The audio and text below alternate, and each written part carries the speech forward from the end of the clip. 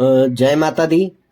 मुझसे कुछ लोगों ने पूछा है कि भादव कृष्ण पक्ष में जो ये सप्तमी तिथि आती है, यानी कि बासुरा, शीतला सप्तमी और शीतला अष्टमी, तो जो लोग शीतला सप्तमी या अष्टमी पूजते हैं वे किस प्रकार पूजें और किस तरीके से पूजें, क्योंकि जन्माष्टमी व्रत की भी दो तिथियां हो रही हैं। तो कुछ लोग सप्तमी वाले दिन मना रहे हैं और कुछ लोग नवमी युक्त अष्टमी पर मना रहे हैं। तो किस दिन हमें ये व्रत करना चाहिए और किस दिन शीतला देवी की पूजा करना चाहिए, तो ये सप्तमी और अष्टमी तिथि का जो भेद आ रहा है उसके लिए कुछ निराकरण बताइए। इसके बारे में हम करते हैं चर्चा मातंगी आराधना के बाद।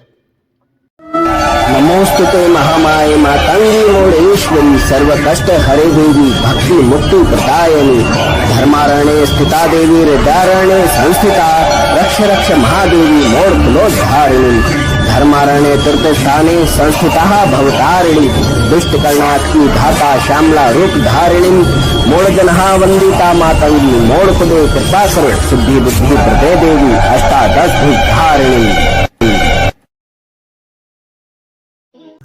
मित्रों, हम मातंगी आराधना के बाद पुनः से आपके साथ हाजिर हैं। आप जो भी नए जुड़ रहे हैं चैनल से, चैनल को सब्सक्राइब करें, लाइक कमेंट शेयर तो करेंगे ही, साथ ही साथ बेल आइकॉन को आप प्रेस कर दें ताकि हमारे सभी आने वाले वीडियो के नोटिफिकेशन आपको मिलते रहें। इसी प्रकार के जानकारी युक्त समस्त वीडियो हमारे चैनल पर उपलब्ध कराए जाते हैं। आप लोग अपने प्रश्न भी कर सकते हैं। तो करते हैं हम चर्चा। भादो कृष्ण पक्ष में सप्तमी पर बासुरा मनाने का रिवाज है। जिनके यहाँ अष्टमी को मनता है वे अष्टमी को मनाते हैं, परंतु इस बार अष्टमी पर भी जन्माष्टमी जो कि हर साल होती है, तो लोग क्या करते हैं, एक दिन पहले सप्तमी पर ही बासुरा मना लेते हैं, क्योंकि उन्हें अष्टमी को ताजा भोग बना करके भगवान का अर्पण करना होता है और उस दिन वे फलाहारी व्रत भी रखते हैं। तो वे शीतला अष्टमी न करते हुए वे सप्तमी को ही प्राथमिकता देते हैं। मालवा में शीतला सप्तमी भादो कृष्ण पक्ष में भी मनाई जाती है, अन्य जगह का मुझे नहीं पता है। और सिंधी पंचांगों में इसे थदड़ी कहते हैं, तो वे श्रावण मास में इसको मना लेते हैं, यानी कि श्रावण और भादों में शीतला सप्तमी मनाई जाती। वैसे तो प्रत्येक मास में आती है और प्रत्येक मास में मनाई भी जाती है, परंतु विशेषकर होली के बाद और रक्षाबंधन के बाद की महत्वपूर्ण होती है। अब आप पूछेंगे कि दीपावली के बाद क्यों नहीं होती, तो देखिए दीपावली अमावस की होती है, उससे पूर्व यह संतान सप्तमी देवी शीतला को ही समर्पित होती है। संतान सप्तमी देवी गौरी को समर्पित होती है और उन्हीं का यह स्वरूप है। तो इसलिए उस तिथि पर पूजा आदि होती है, पर वो दूसरे स्वरूप में होती है। तो ये सभी बड़े त्योहारों पर लोग मनाते हैं जो वर्ष भर की नहीं कर पाते हैं। तो अब प्रश्न ये उठता है कि सप्तमी जन्माष्टमी किस दिन मनाएं, क्योंकि सप्तमी जो है 6 तारीख की है और उसी दिन शाम काल से टाइम जो है 7:48 से अष्टमी तिथि लग रही है। तो जैसा कि हमने रक्षाबंधन के समय भी आपको ये बताया था कि देश काल परिस्थिति के अनुसार भी व्रत त्योहार मनाए जाते हैं और कुछ त्योहारों के समय के अनुसार। तो देखिए, श्री कृष्ण का जन्म जिस दिन हुआ, जिस तिथि पर हुआ, जिस नक्षत्र में हुआ, वे सभी 6 तारीख को प्राप्त हो रहे हैं। और सबसे बड़ी विशेष बात यह है कि उनका जन्म समय जो है रात्रि काल का है, तो यानी कि रात्रि काल में जिस दिन अष्टमी हो उस दिन इसे मनाया जाना उचित होता है। तो रात्रि काल की अष्टमी मिल रही है 6 तारीख को, और जो कि शाम को 7:48 के बाद से प्रारंभ हो रही है, और जो कि अगले दिन दोपहर अगले दिन भी 7:40 तक रहेगी। तो यानी 24 घंटे की ये है।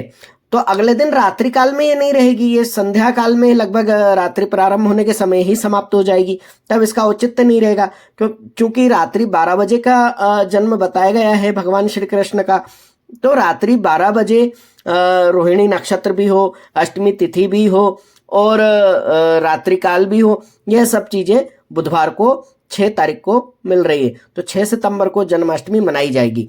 अब संबंध यहाँ ये आ रहा था कि इसी दिन उदयकालीन सप्तमी है, तो वो किस प्रकार से सप्तमी पूजा करेंगे। देखिए, जिनके यहाँ सप्तमी रात्रि की पूजती है, शीतला देवी की रात्रि पूजा होती है, वे एक दिन पहले छठ के दिन रात्रि काल में जब सप्तमी लग जाएगी, 8:25 तक जो है छठ है, उसके बाद सप्तमी लग जाएगी, तो जो रात्रि की पूजा करते हैं वे 5 तारीख को कर सकते हैं, लेकिन जिनके यहाँ सुबह के समय होती है, दिन के समय होती है, उजाले में पूजा होती है, वे लोग बुधवार को सुबह ही शीतला देवी की पूजा करें और रात्रि में श्री कृष्ण का अभिषेक पूजन आदि जो भी करना चाहते हैं करें।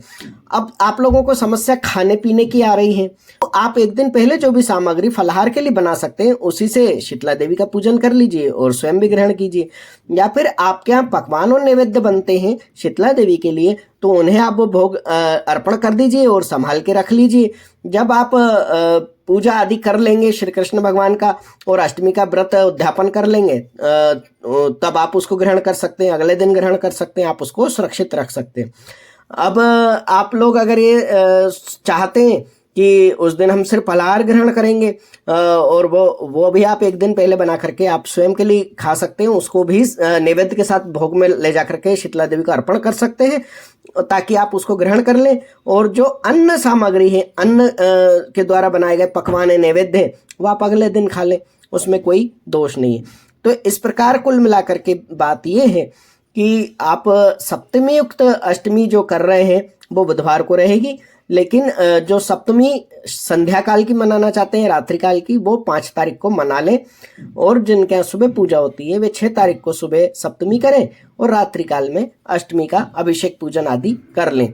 वैसे तो वैष्णव पद्धति में सर्वमान्य नियम होता है कि जब 2 तिथि हो तो दूसरी तिथि पे बिना सोचे समझे कर लिया जाता है, परंतु यहाँ पर तिथि का महत्व विशेष कर देखा जाता है कि ग्रह नक्षत्र और तिथि रात्रि काल के त्योहार में रात्रि में कब पड़ रही है और दिन के त्योहारों में दिन में कब पड़ रही है।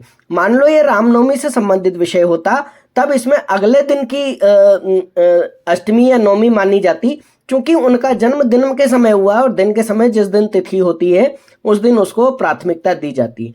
इसी प्रकार यहाँ कृष्ण जन्म रात्रि काल का हुआ है, इसीलिए रात्रि में जिस दिन ये तिथि पड़ रही है उस दिन इसको मनाया जाएगा। तो रात्रि में जो तिथि आ रही है वह बुधवार को आ रही है। बुधवार को 7:48 से अष्टमी तिथि लग जाएगी। रात को 12 बजे आराम से आप अभिषेक पूजन आदि कीजिए, अगले दिन तक कीजिए और प्रसन्नता पूर्वक शीतला सप्तमी और अष्टमी का आनंद लीजिए।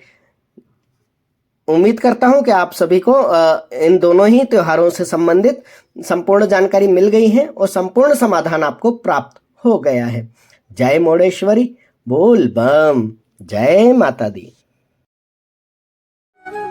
ओम मणिक्यमिणावप्लालयन्तीं मदालशां मंजुलभागविलासां महेन्द्रनीलं द्युतिकोमलाङ्गीं मतं कन्या मनसा स्मरामि।